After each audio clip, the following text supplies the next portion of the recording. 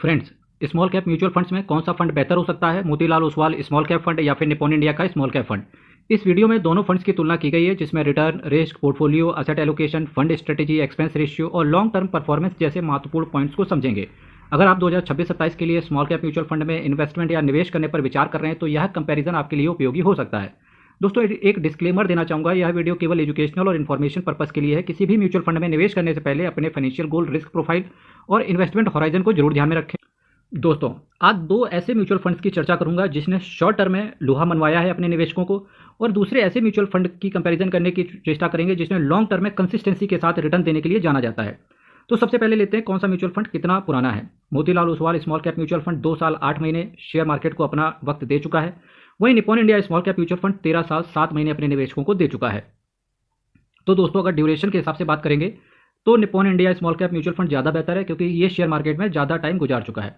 Return के हिसाब से दोस्तों बात करके चल रहे हैं तो मैक्सिमम इस म्यूचुअल फंड ने 24.14% के कैगर के हिसाब से Motilal Oswal small cap mutual fund ने रिटर्न अपने निवेशकों को बना के दिया है। वहीं जो पिछले एक साल का रिटर्न है 27.73% का रिटर्न जो Motilal Oswal small cap mutual fund ने अपने निवेशकों को बना के दिया है, ये बताता है कि भाई साहब, Motilal Oswal small cap mutual fund ने अपने निवेशकों के अंदर, अपने निवेशकों के दिलों के अंदर या शेयर मार्केट के अंदर लोहा मनवाया है अपने फंड का। Nippon India small cap mutual fund के अगर लॉन्ग टर्म में बात कर रहे हैं दोस्तों तो 24.10% के कैगर के हिसाब से रिटर्न डिलीवर करके दिया है। वहीं पिछले एक साल में बात करें दोस्तों तो 12.64% के कैगर के हिसाब से इस म्यूचुअल फंड ने रिटर्न डिलीवर करके दिया है। दोस्तों, अगर आप रिटर्न की बात कर रहे हैं दोस्तों यहाँ पर चाहे लॉन्ग टर्म हो चाहे शॉर्ट टर्म हो, तो दोस्तों जो विनर निकल रहा है वो है Motilal Oswal small cap mutual fund, क्योंकि इसका रिटर्न हर पायदान पर ज़्यादा है, चाहे पिछले एक साल देख लीजिए या फिर 2 साल 8 महीने का होराइजन देख लीजिए। बीटा की दोस्तों बात करें तो बीटा आपको ये बताता है दोस्तों कि अगर बीटा 1 है तो मतलब फंड बाजार जितना ही ऊपर नीचे हुआ। अगर बीटा मोर देन 1 है तो फंड बाजार से ज़्यादा उतार चढ़ाव करेगा। अगर बीटा लेस देन 1 है तो फंड बाजार से कम उतार चढ़ाव करेगा। तो दोस्तों यहाँ पर देखिए, beta Motilal Oswal small cap mutual fund का नहीं है, Nippon India small cap mutual fund का बीटा है 0.87, जो कि 1 से कम है और ये अच्छा दर्शाता है। स्टैंडर्ड डेविएशन की दोस्तों बात करेंगे तो इसका भी अभी रेशियो नहीं है आपके सामने। Nippon India small cap mutual fund का रेशियो की बात करेंगे तो 19.22 का है। अभी कंपैरिजन सेट हो नहीं सकता यहाँ पर लेकिन इस म्यूचुअल फंड ने स्टैंडर्ड डेविएशन डिसेंट है इसका। शार्पी रेशियो की दोस्तों बात करके चल रहे हैं, वो भी Motilal Oswal small cap mutual fund का नहीं है, लेकिन Nippon India small cap mutual fund का 0.60 का शार्पी रेशियो है। दोस्तों, एक्सपेंस रेशियो की बात कर रहे हैं तो यहाँ पर Motilal Oswal small cap mutual fund का एक्सपेंस रेशियो ज़्यादा है। क्यों? 0.85% का। वहीं दोस्तों Nippon India small cap mutual fund का जो एक्सपेंस रेशियो है वो है 0.70% का। तो एक्सपेंस रेशियो जिस म्यूचुअल फंड का कम वो बेहतर है, तो यहाँ पर Nippon India small cap mutual fund बेहतर नजर आ रहा है क्योंकि इसका एक्सपेंस रेशियो कम है।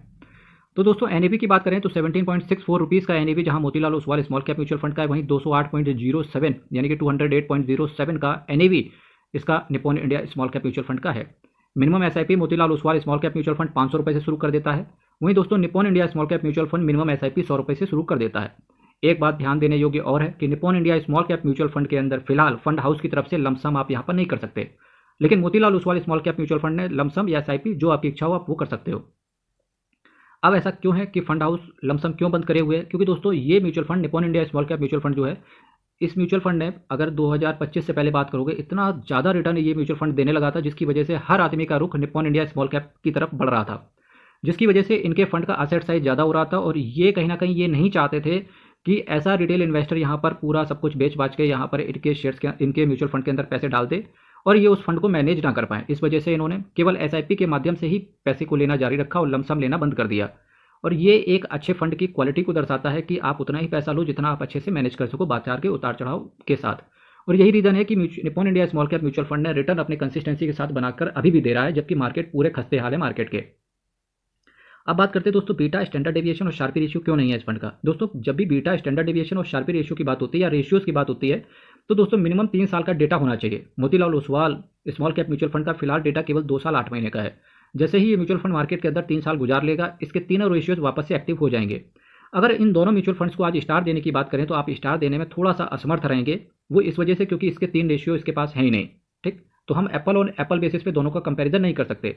फिर भी अगर इन तीनों अगर मैं रेशियोज़ को हटा दूं तो आप जान पाएंगे कि ड्यूरेशन के हिसाब से निप्पॉन इंडिया को स्टार मिलता है, रिटर्न के हिसाब से मोतीलाल ओसवाल स्मॉल कैप को स्टार मिलता है, एक्सपेंस रेशियो के हिसाब से अगेन निप्पॉन इंडिया को मिलता है। वहीं दोस्तों एनएवी के हिसाब से भी निप्पॉन इंडिया की तरफ ही जाना चाहूँगा क्योंकि इसका एनएवी ज़्यादा है।